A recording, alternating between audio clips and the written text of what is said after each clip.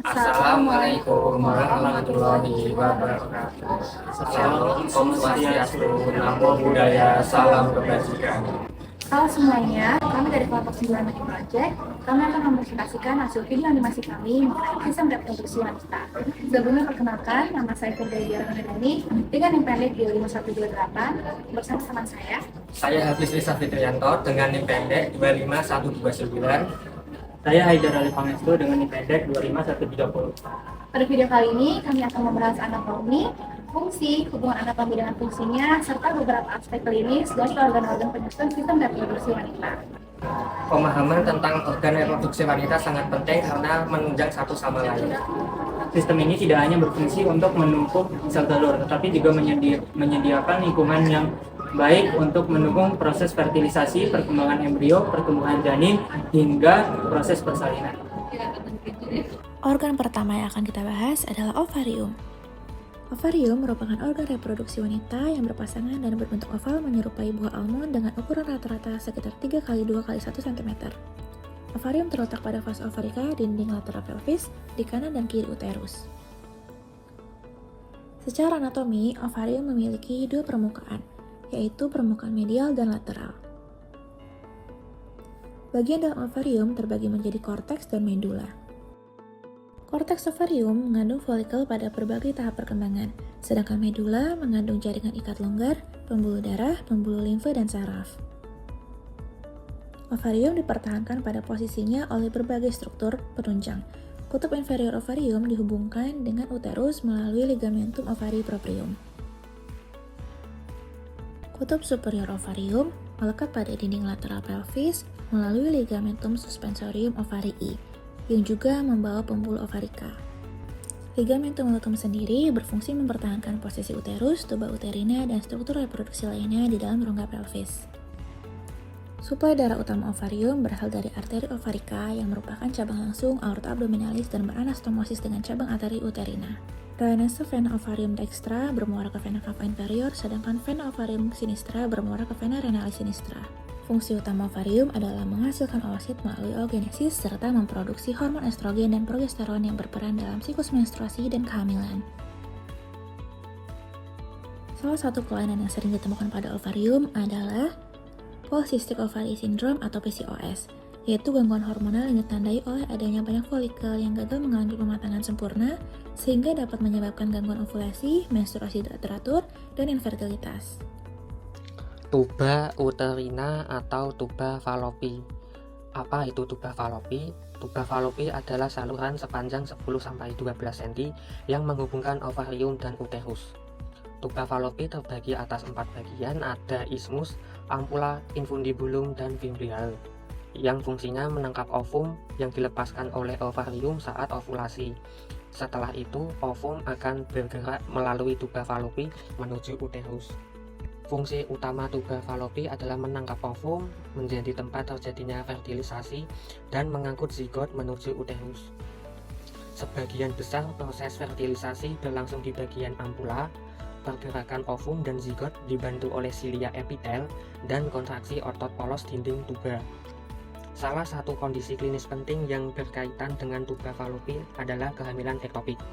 Pada keadaan ini, embrio berimplantasi di luar uterus, paling sering pada ampula tuba falopi. Kondisi tersebut dapat menyebabkan pendarahan hebat dan merupakan keadaan yang membutuhkan penanganan secepatnya. Organ berikutnya adalah uterus atau rahim. Uterus merupakan organ berongga berbentuk seperti buah pir terbalik yang terletak di rongga pelvis minor. Secara anatomi, uterus terdiri atas fundus, corpus uteri, isthmus, dan cervix. Dalam posisi normal, uterus berada dalam keadaan anteversio dan anteflexio. Artinya, uterus sedikit condong ke depan di atas kandung kemih. Dinding uterus tersusun atas 3 lapisan utama.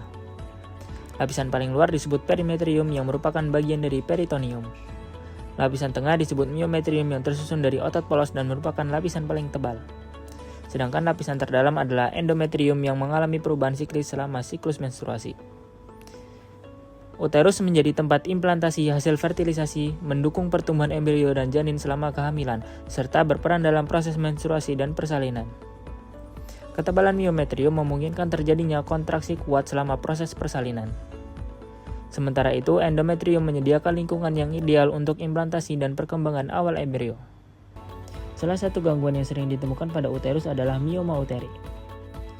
Mioma merupakan tumor jinak yang berasal dari lapisan miometrium dan dapat menyebabkan nyeri pelvis serta perdarahan menstruasi yang berlebihan. Organ selanjutnya adalah serviks. Serviks merupakan bagian terbawah uterus yang menghubungkan rongga uterus dengan vagina. Sebagian serviks menonjol ke dalam vagina dan terbagi menjadi porsi supravaginalis, porsi vaginalis, serta kanalis cervicalis. Pada serviks terdapat ostium internum yang berhubungan dengan cavum uteri dan ostium externum yang bermuara ke vagina. Serviks disuplai terutama oleh cabang arteri uterina, sedangkan persarukannya berasal dari plexus uterovaginal. Fungsi utama serviks adalah menghasilkan mukus serviks yang membantu mengatur masuknya sperma ke dalam uterus serta berperan sebagai sawar yang melindungi uterus dari infeksi. Menjelang persalinan, serviks akan mengalami pemendekan dan dilatasi sehingga memungkinkan janin melewati jalan lahir. Sebagian besar kasus kanker serviks disebabkan oleh infeksi human papillomavirus atau HPV. Pencegahan dapat dilakukan melalui vaksinasi HPV dan pemeriksaan pap smear secara berkala. Vagina. Vagina merupakan saluran muskular fibrosa dengan panjang sekitar 7 hingga 10 cm yang menghubungkan serviks dengan lingkungan luar tubuh. Bagian atas vagina mengelilingi serviks dan membentuk ruang yang disebut fornix vagina. Dinding vagina terdiri atas 3 lapisan, yaitu mucosa, muscularis, dan adventitia.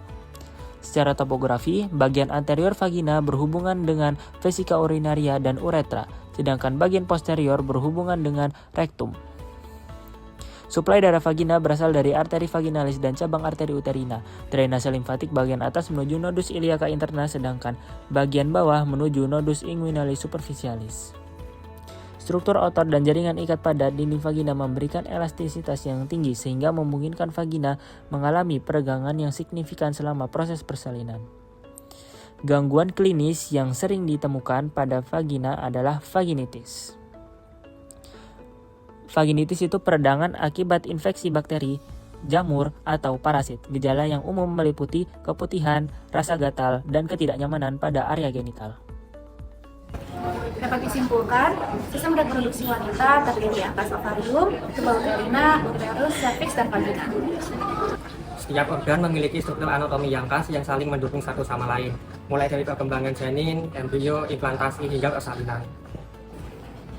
Pemahaman mengenai anatomi dan fungsi-fungsi organ reproduksi wanita juga sangat penting untuk memahami berbagai kondisi klinis yang sering dijumpai seperti PCOS, kehamilan ektopik, mioma uteri, kanker serviks, dan vaginitis. Terima kasih sudah menyaksikan. Semoga materi yang disampaikan dapat menambah pemahaman mengenai sistem reproduksi wanita.